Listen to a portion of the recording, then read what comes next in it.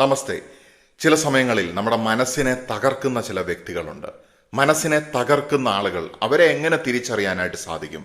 നമ്മൾ അവരെ തിരിച്ചറിഞ്ഞിട്ടുണ്ടെങ്കിൽ തന്നെ പകുതി ജോബ് കംപ്ലീറ്റ് ആയി എന്നുള്ളതാണ്. കാരണം നമുക്ക് അവരിൽ നിന്ന് രക്ഷപ്പെടാനായിട്ട് സാധിക്കും എന്നുള്ളതാണ്. എല്ലാ സമയത്തും സ്നേഹമാണോ അതോ നമുക്ക് ചില അവസരങ്ങളിൽ രക്ഷപ്പെടുക തന്നെയാണോ ഏറ്റവും നല്ലത് എന്നുള്ളത് ഇത് കേട്ട് കഴിയുന്ന സമയത്ത് തീർച്ചയായിട്ടും മനസ്സിലാവും. ചില സമയത്ത് ചില വ്യക്തികൾ നമ്മുടെ മനസ്സിനെ തകർത്ത് കളയുകയാണ്. അവരുടെ ചില പ്രവർത്തനങ്ങൾ, അപ്രതീക്ഷിതമായിട്ടുള്ള അവരുടെ ചില ആക്ടിവിറ്റീസ് ഒക്കെ ചിലപ്പോൾ നമുക്ക് വലിയ പ്രത്യാഘാതങ്ങൾ സൃഷ്ടിക്കുമെന്നുള്ളതാണ്. കട്ടിയില്ലാത്ത, ആരോഗ്യമില്ലാത്ത മനസ്സുകളാണെങ്കിൽ ചിലപ്പോൾ അവർ മറ്റു പല രീതിയിലും ചിന്തിച്ചു പോകും എന്നുള്ളതും ഒരു പ്രധാനപ്പെട്ട വസ്തുതയാണ്. പക്ഷേ നമ്മൾ സൈക്കോളജിക്കലി എക്യുപ്ഡ് ആകേണ്ടതുണ്ട്. നമ്മൾ കൂടുതലായിട്ട് ആഴത്തിൽ ആളുകളെ മനസ്സിലാക്കുന്ന സമയത്ത്, ഇത്തരത്തിലുള്ള വ്യക്തികളുടെ പാറ്റേൺ മനസ്സിലാക്കിക്കൊണ്ട് നമ്മൾ മുന്നോട്ട് പോകുന്ന സമയത്ത് നമ്മുടെ ജീവിതം നമ്മൾ ഇത്തരത്തിലുള്ള വ്യക്തികൾക്ക് വേണ്ടി വേസ്റ്റ് ആക്കാതെ നല്ല രീതിയിൽ പ്രൊഡക്റ്റീവായിട്ട് നമുക്ക് ജീവിക്കാനായിട്ട് സാധിക്കും എന്നുള്ളതാണ്. ഒന്നാമത്തെ അവരുടെ ലക്ഷണം എന്ന് പറയുന്നത്, അവർ സംസാരിച്ചതിന് ശേഷം അല്ലെങ്കിൽ അവർ കമ്മ്യൂണിക്കേറ്റ് ചെയ്തതിന് ശേഷം നിങ്ങൾക്ക് ക്ലാരിറ്റി കിട്ടുന്നില്ല, വ്യക്തത കിട്ടുന്നില്ല. അവർ പറഞ്ഞത് എന്താണ് അല്ലെങ്കിൽ അവർ ഉദ്ദേശിക്കുന്നത് എന്താണ്? അവരുടെ സംസാരം മാത്രമല്ല, അവരുടെ പ്രവർത്തികളും മൊത്തത്തിൽ കൺഫ്യൂഷൻ ഉണ്ടാക്കുകയാണ്. അങ്ങനെ കൺഫ്യൂഷനോടൊപ്പം തന്നെ നമുക്ക് കിട്ടുന്ന മറ്റൊരു കാര്യവും കൂടിയുണ്ട്.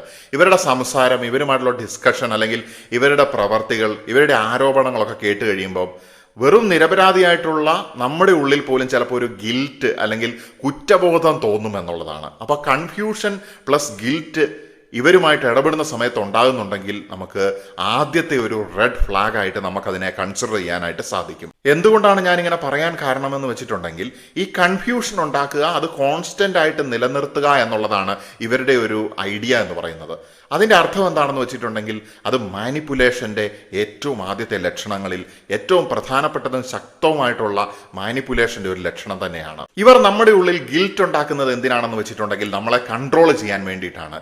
നീ മാറിപ്പോയി, നീ വളരെ സെൽഫിഷ് ആയിപ്പോയി, നീ വളരെ അത്യാഗ്രഹിയായിപ്പോയി എന്നൊക്കെയുള്ള ആരോപണങ്ങൾ ഇവർ നമ്മളുടെ മുന്നിലേക്ക് വിടുന്നത് നമ്മളുടെ ഉള്ളിൽ ഗിൽറ്റ് ഇഞ്ചക്ഷൻ നടത്തുകയും അതിനുശേഷം നമ്മളെ നിയന്ത്രിക്കാനായിട്ടുള്ള ഒരു ടൂളായിട്ട് ഈ പറയുന്ന കുറ്റബോധത്തിനെ ഉപയോഗിക്കാനും വേണ്ടിയിട്ടാണ്.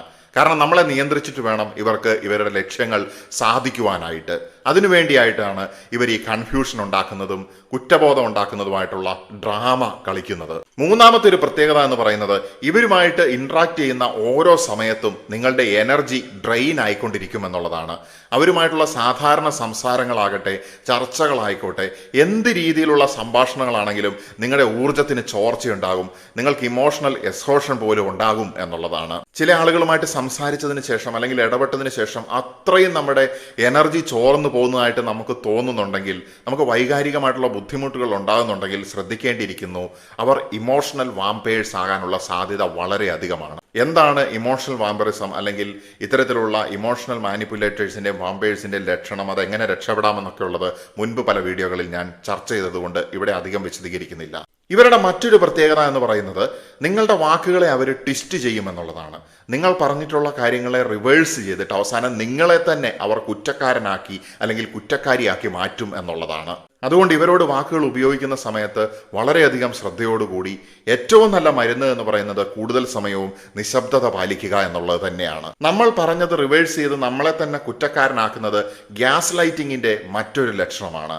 അതുപോലെ തന്നെ നമ്മളെ പിന്തുണയോടുകൂടി സംസാരിക്കുന്ന ആളുകളുടെ വാക്കുകളെയും ഇവർ വളച്ചൊടിക്കും എന്നുള്ളതാണ്. കാരണം ഇവർക്ക് ഇവരുടെ സ്വാർത്ഥ താല്പര്യങ്ങൾ ഏതു വിധേനയും നേടിയെടുക്കുക എന്നുള്ളതാണ് പ്രധാനപ്പെട്ട ഉദ്ദേശം.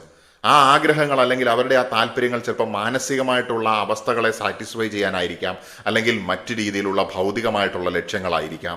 അടുത്തതായിട്ടുള്ള ഇവരുടെ ഒരു പ്രത്യേകത എന്ന് പറയുന്നത്, ഞാൻ എപ്പോഴും പറയാറുണ്ട്, നമുക്ക് എല്ലാവർക്കും ബൗണ്ടറീസ് ഉണ്ടായിരിക്കണം എന്നുള്ളത്. അപ്പോൾ ഇവർ നമ്മളെ ബൗണ്ടറി എപ്പോഴും അതിക്രമിച്ച് കയറിക്കൊണ്ടിരിക്കും എന്നുള്ളതാണ്. കാരണം അവർക്ക് വീണ്ടും വീണ്ടും പ്രഷർ ഉണ്ടാക്കിക്കൊണ്ടിരിക്കണം. ആ സമയത്ത് അവരുടെ പവർ അവർക്ക് ടെസ്റ്റ് ചെയ്യാൻ വേണ്ടിയിട്ടാണ് അവരിങ്ങനെ ചെയ്യുന്നത്. ആ പവർ ടെസ്റ്റിംഗ്, അതുപോലെ തന്നെ ഇവരുടെ കാര്യങ്ങൾ നടക്കുമോ എന്നുള്ളത് ഇവർക്ക് എപ്പോഴും അഷുറൻസ് കിട്ടിക്കൊണ്ടിരിക്കണം. അതുകൊണ്ട് സദാസമയം നിങ്ങളെ നിരീക്ഷിച്ചു കൊണ്ടിരിക്കുകയും നിങ്ങളുടെ ബൗണ്ടറിക്കുള്ളിലേക്ക് എപ്പോഴും പ്രവേശിക്കാനായിട്ട് ശ്രമിച്ചു കൊണ്ടിരിക്കുകയും ചെയ്യും. ബൗണ്ടറി ശക്തമാക്കുക എന്നുള്ളതും ആ പ്രവേശനം നിഷേധിക്കുക എന്നുള്ളതുമാണ് ഏറ്റവും പ്രധാനപ്പെട്ട കാര്യമെന്ന് പറയുന്നത്. അതിന് നമ്മൾ നമ്മളെ തന്നെ ശക്തരാക്കേണ്ടിയിരിക്കുന്നു. ഇല്ല എന്ന് പറഞ്ഞാലും അല്ലെങ്കിൽ അങ്ങനെയല്ല എന്ന് പറഞ്ഞാലും അവർ വീണ്ടും വീണ്ടും പ്രഷർ ചെയ്തുകൊണ്ടേയിരിക്കും എന്നുള്ളതാണ്. അടുത്തതായിട്ടുള്ള ഒരു കാര്യം, വളരെ സൂക്ഷ്മമായിട്ട് നിങ്ങളെ ഐസൊലേറ്റ് ചെയ്യാനായിട്ട്, ഒറ്റപ്പെടുത്താനായിട്ട് അവർ ശ്രമിക്കുമെന്നുള്ളതാണ്. ചിലപ്പോൾ നിങ്ങളുടെ ഒപ്പം ഉണ്ടായിരുന്ന ആളുകൾ, നിങ്ങളുടെ ചുറ്റിനുള്ള ആളുകളെയൊക്കെ പറഞ്ഞു തിരിച്ച് നിങ്ങളോട് കമ്മ്യൂണിക്കേറ്റ് ചെയ്യരുത്, സംസാരിക്കരുത് എന്നുള്ള രീതിയിൽ ലോക്ക് ചെയ്യാനുള്ള സാധ്യത വളരെ അധികമാണ്. ഇനി ഈ പറഞ്ഞ വ്യക്തികൾ, അതായത് ഈ ഇത്തരത്തിലുള്ള മാനിപ്പുലേറ്റേഴ്സ് നിങ്ങളുടെ അടുത്ത ആളുകൾ തന്നെയാണെങ്കിൽ അവർ തന്നെ നിങ്ങളോടുള്ള കമ്മ്യൂണിക്കേഷൻ കട്ട് ചെയ്യുമെന്നുള്ളതാണ്.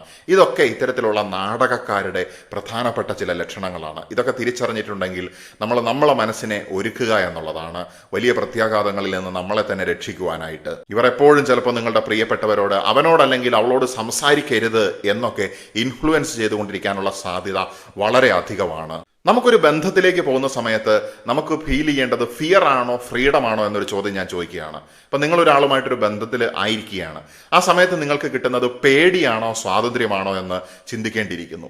അപ്പം ഇങ്ങനെയുള്ള ആളുകളുമായിട്ട് നമ്മൾ ഇടപെടുന്ന സമയത്ത് നമുക്ക് തീർച്ചയായിട്ടും പേടിയാണ് കിട്ടിക്കൊണ്ടിരിക്കുക എന്നുള്ളതാണ്. റിലേഷൻഷിപ്പ് കാമല്ല, അൺസർട്ടനിറ്റിയാണ്. അതുകൊണ്ട് തന്നെ എപ്പോഴും കോൺസ്റ്റന്റ് ആയിട്ടുള്ള ആൻസൈറ്റി ഇങ്ങനെ ഉണ്ടായിക്കൊണ്ടിരിക്കുകയാണ്. ഫിയർ ബേസ്ഡ് ആയിട്ടുള്ള ബോണ്ടിങ് സ്നേഹമല്ല എന്നുള്ളത് നമ്മൾ ഈ അവസരത്തിൽ മനസ്സിലാക്കുകയാണ്.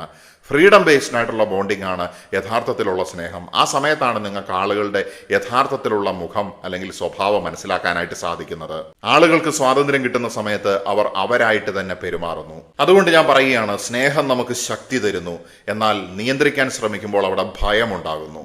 അതുകൊണ്ട് നമുക്ക് ഇവരിൽ നിന്ന് രക്ഷപ്പെടാനുള്ള ഏറ്റവും നല്ല കാര്യം എന്ന് പറയുന്നത് ഡിസ്റ്റൻസ് എടുക്കുക എന്നുള്ളതാണ്, നിശബ്ദത പാലിക്കുക എന്നുള്ളതാണ്, നമ്മളുടെ കാര്യങ്ങളിലേക്ക് സെൽഫ് കെയർ ചെയ്യുക എന്നുള്ളതാണ്. ഇവർ നമ്മളുടെ ജീവിതത്തിനെ സ്വാധീനിക്കുന്നതിന് പകരം നമ്മൾ നമ്മുടെ ജീവിതം, നമ്മുടെ കർമ്മം എന്താണ്, നമ്മുടെ താല്പര്യം എന്താണ് എന്ന് മനസ്സിലാക്കിക്കൊണ്ട് മുന്നോട്ട് പോവുക എന്നുള്ളതാണ്. ഒഴിവാക്കാൻ പറ്റുന്നതായിട്ടുള്ള ബന്ധങ്ങളാണെങ്കിൽ അതിൽ നിന്ന് മാറി രക്ഷപ്പെടുക എന്നുള്ളതാണ്. സോ ഇമോഷണൽ വാമ്പിയേഴ്സ് അല്ലെങ്കിൽ ഇത്തരത്തിലുള്ള ഇമോഷണൽ മാനിപ്പുലേറ്റേഴ്സ് അല്ലെങ്കിൽ നമ്മളെ തകർക്കുന്നതായിട്ടുള്ള ബന്ധങ്ങളിൽ നിന്ന് ഈ കാര്യങ്ങൾ മനസ്സിലാക്കിക്കൊണ്ട് നമുക്ക് രക്ഷപ്പെട്ടുകൊണ്ട് മുന്നോട്ട് പോകാം എന്നാശംസിച്ചുകൊണ്ട് ശക്തമായിട്ട് മുന്നോട്ട് പോവുക എന്നുകൂടി പറഞ്ഞുകൊണ്ട് തുടരുവാൻ വേണ്ടി തന്നെ നിർത്തുകയാണ്. നമസ്തേ.